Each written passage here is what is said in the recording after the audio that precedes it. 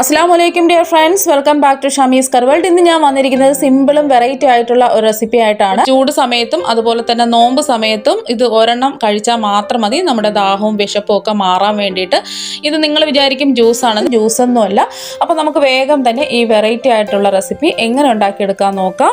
ആദ്യം തന്നെ ഈ റെസിപ്പി തയ്യാറാക്കുന്നതിന് വേണ്ടിയിട്ട് ഞാനിവിടെ 1 കിലോ മുന്തിരിയാണ് എടുത്തിട്ടുള്ളത്. അപ്പോൾ ഏത് മുന്തിരി വേണമെങ്കിലും എടുക്കാം. ഞാനിവിടെ എടുത്തിട്ടുള്ളത് ഇതുപോലെ കുരുവൊന്നും ഇല്ലാത്ത ഇതുപോലെ നീളത്തിലുള്ള മുന്തിരിയാണ്. നല്ല മധുരമുള്ള മുന്തിരിയാണ് എടുത്തിട്ടുള്ളത്. ഏത് മുന്തിരി വേണമെങ്കിലും എടുക്കാം, കുഴപ്പമൊന്നുമില്ല.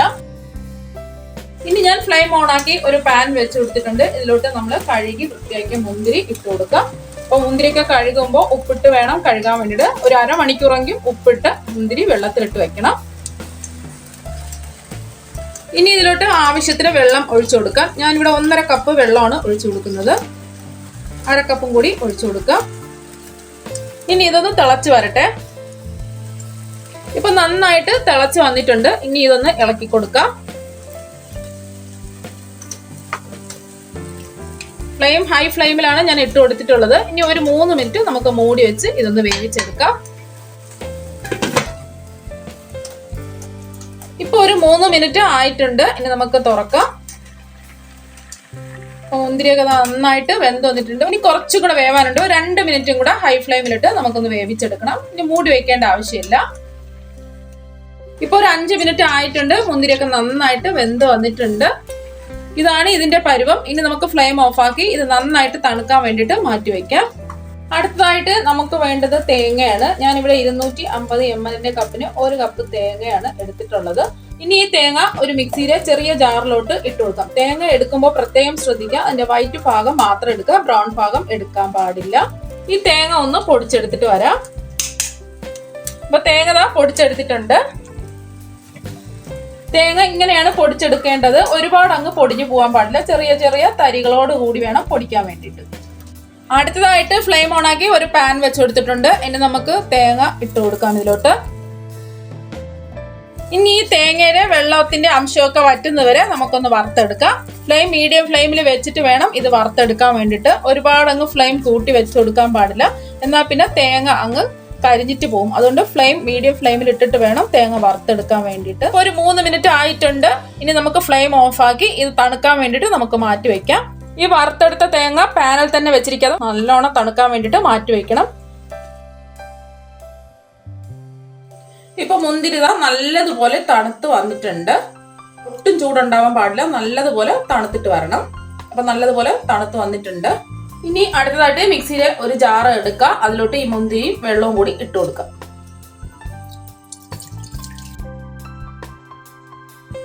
ഇനി ഇത് നന്നായിട്ട് അടിച്ചെടുത്തിട്ട് വരാം.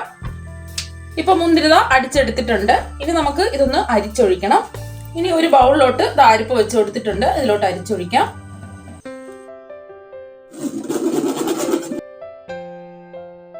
ഇപ്പൊ മുന്തിരിയുടെ ജ്യൂസ് എല്ലാം എടുത്തിട്ടുണ്ട്. ഇപ്പൊ നമുക്ക് നല്ല കട്ടിയുള്ള കുറുകിയ മുന്തിരി ജ്യൂസ് കിട്ടിയിട്ടുണ്ട്.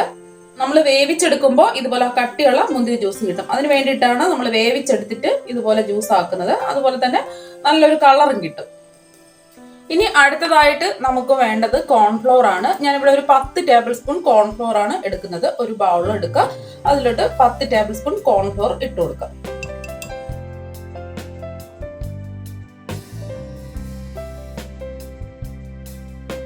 ഇനി അടുത്തതായിട്ട് ഈ 10 ടേബിൾ സ്പൂൺ കോൺഫ്ലോറിൽ കുറച്ച് വെള്ളം ഒഴിച്ച് നമുക്കൊന്ന് കലക്കിയെടുക്കണം. ഇവിടെ 1/2 കപ്പ് വെള്ളമാണ് ഞാൻ എടുത്തിട്ടുള്ളത്. ആദ്യം ഒരു 1/4 കപ്പ് ഒഴിച്ച് നന്നായിട്ട് കട്ടയില്ലാതെ കലക്കിയെടുക്കണം.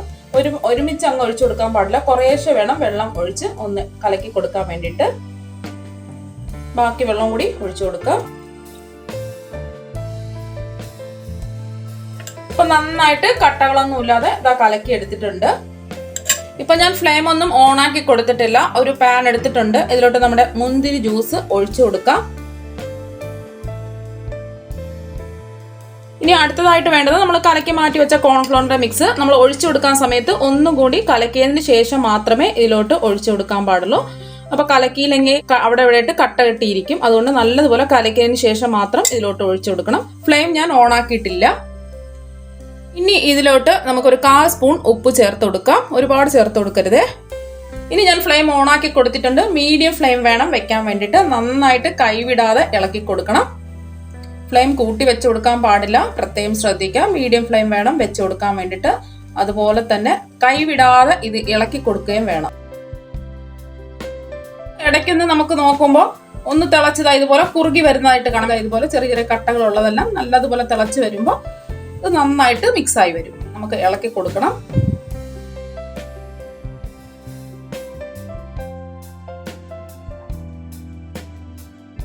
അപ്പൊ ഇങ്ങനെ കുറുകി വരുന്ന സമയത്ത് നമുക്ക് മധുരം ചേർത്ത് കൊടുക്കാം. ഞാനിവിടെ 1/2 കപ്പ് പഞ്ചസാരയാണ് എടുത്തിട്ടുള്ളത്. അത് ഇതിലോട്ട് ഇട്ട് കൊടുക്കാം. മധുരമൊക്കെ നിങ്ങളുടെ ഇഷ്ടത്തിനനുസരിച്ച് ചേർത്ത് കൊടുക്കാം.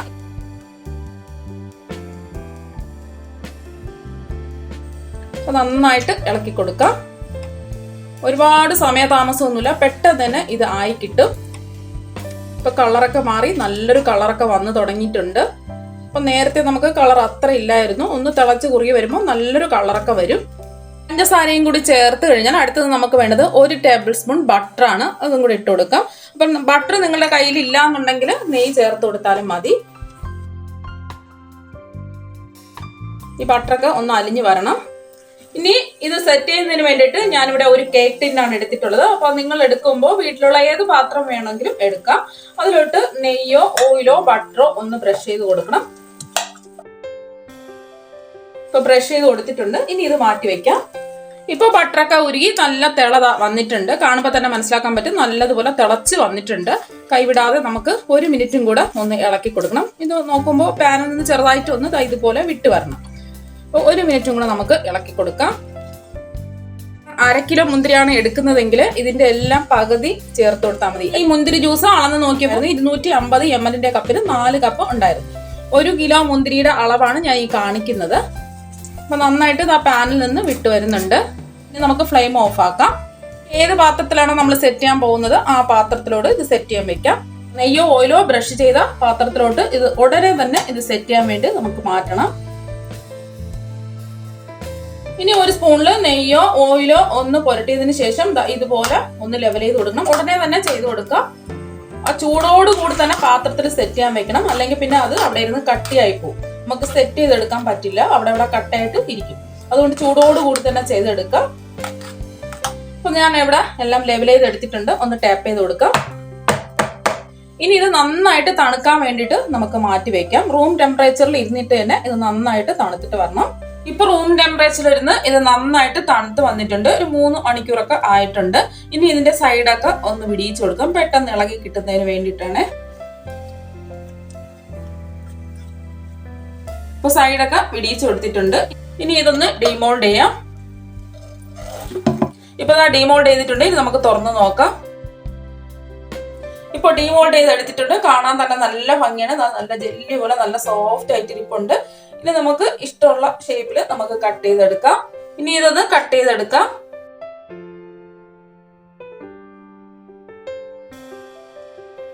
ഇപ്പൊ ഞാൻ എല്ലാം കട്ട് ചെയ്തെടുത്തിട്ടുണ്ട്.